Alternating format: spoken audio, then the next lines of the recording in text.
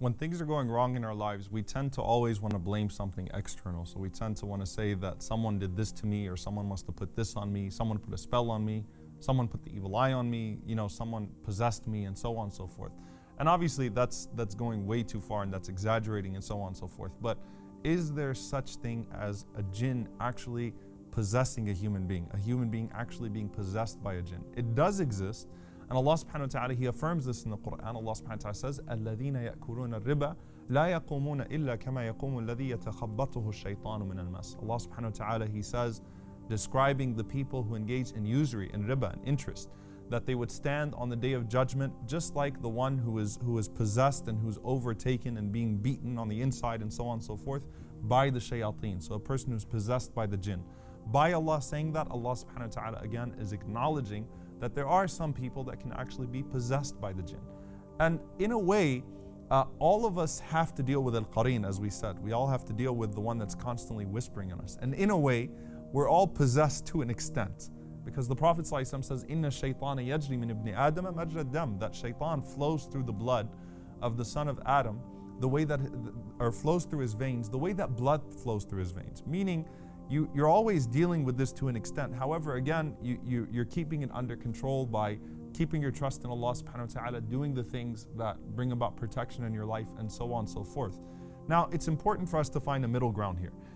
Anyone that has actually dealt with people physically, and you don't deal with people physically through watching YouTube videos, okay? Not everything you see online is actual, but anyone who's actually dealt with people that have had issues with being possessed has seen some incredible things, has seen things that cannot be explained except by these things that are supernatural, right? And again, I'm not talking about the fake stuff. I'm talking about things that are real.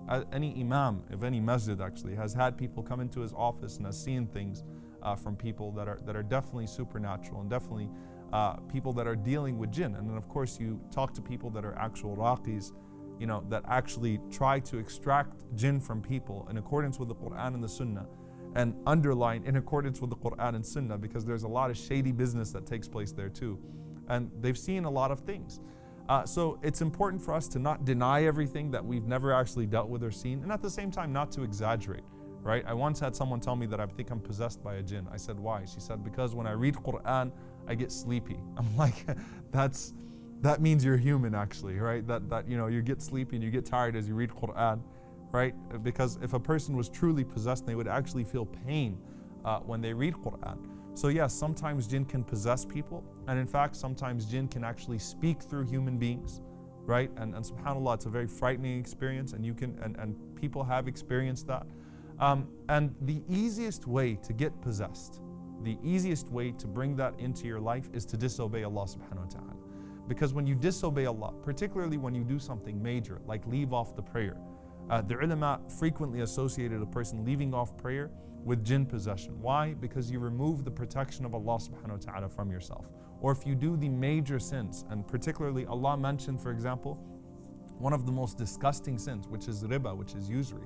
And I can tell you that I've rarely dealt with anyone that had that issue, except that they were dealing with a major sin, that they were not praying, that they weren't coming to the masjid. The first time I actually saw them in the masjid was when a relative who does come to the masjid brought them and said, my cousin, my brother, my sister, so on and so forth, is possessed by jinn, or someone that sells haram, or so on and so forth. So that's the easiest way to have that happen to you, is to allow the protection of Allah to be removed from you by doing those things. And remember that when you do things that offend the angels, they leave you. And when the angels leave you, the shayateen come around. So if you're surrounding yourself by shayateen constantly and doing things that cause the angels to leave you, then what do you expect is going to happen to you?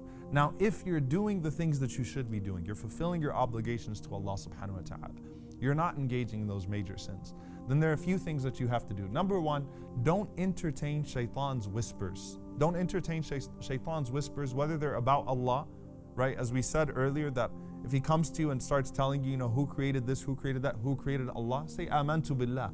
Affirm your belief in Allah subhanahu wa ta'ala. Or if he tries to bring you harm through a bad dream, for example. A lot of times people come to me and they want me to interpret their bad dreams. And I say, look, the Prophet ﷺ, he said, when you see a bad dream, don't seek the interpretation of it. Say, A'udhu billahi minash shaitanir rajeem. Seek refuge in Allah from the shaitan, the accursed devil. لا تضرك, it won't harm you. And don't go out and seek the interpretation. Khalas, you saw a bad dream, you saw a nightmare, change your side as you're sleeping, switch sides, say A'udhu billahi min shaitan rajim, and move on with your life. Or when shaitan comes to you and makes you over question yourself. So waswasa, do I have wudu? People that'll do wudu like 5-6 times, or redo prayers because I think this might have been here, or this might have been there. Prophet ﷺ, he taught us in many ahadith what became a principle in fiqh, al-yaqeen, la yazulu bishak, that certainty is not removed by doubt, no matter how strong the doubt is. Unless you've seen something for sure that nullified your wudu, you're on your wudu, stick to your wudu. Or when he tries to discourage you from doing good. Allah subhanahu wa ta'ala says, particularly in the context of da'wah, إِمَّا يَنزَغَنَّكَ مِنَ الشَّيْطَانِ نَزْغٌ. When shaitan comes to you and he starts pestering you, فَاسْتَعِذْ بِاللَّهِ. Seek refuge in Allah subhanahu wa ta'ala.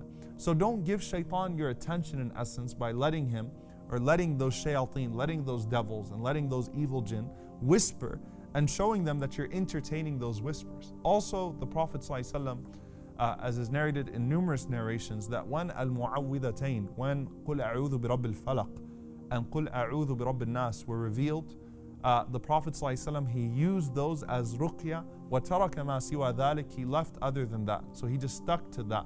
The Prophet ﷺ used to read the last 3 quls, he used to blow in his hand in the morning and in the evening, and he used to wipe those hands over his body as he was reading those 3 surahs, sallallahu alaihi wasallam, in the morning and the evening, and he taught us to do so. And that's a protection for you. The Prophet ﷺ also said what protects the home from shayateen is the recitation of Surah Al-Baqarah. Surah Al-Baqarah expels the devils from your home. It expels the shayateen from your home, and that's both preventative and it's a cure. Okay, so it's better to do that before you have shayateen in your home, you have devils in your home, but it's also a cure. The Prophet ﷺ, he also mentioned to us, and this is probably the most effective treatment and the most effective way to avoid that happening to you, Ayatul Kursi. Okay, reciting Ayatul Kursi specifically from Surah Al-Baqarah. The Prophet ﷺ said, the one who recites it in the morning will be protected in the evening, and the one who recites it in the evening will be protected until the morning. So recite it so that you can protect yourself.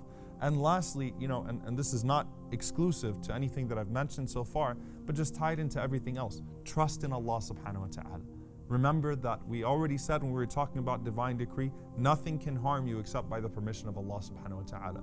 So put your trust in Allah subhanahu wa ta'ala, affirm that trust, do the things that He tells you to do, and know that if Allah gives you a cure, then that cure cannot coincide with the devil or with a disease that's given to you by a shaitan.